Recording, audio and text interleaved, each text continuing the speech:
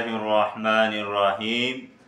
ہر حاجت پورا ہونے کا ازمودہ اور مجرب وظیفہ، روزانہ 100 بار اس آیت کو پڑھے۔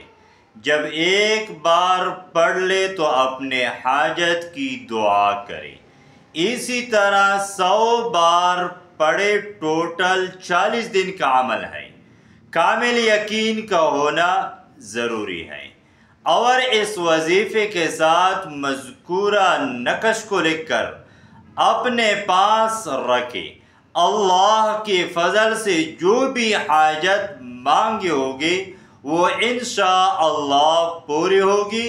وہ آیت یہ ہے، بسم اللہ الرحمن الرحیم، لا الہ الا انت سبحانک انی کنت من الظالمین۔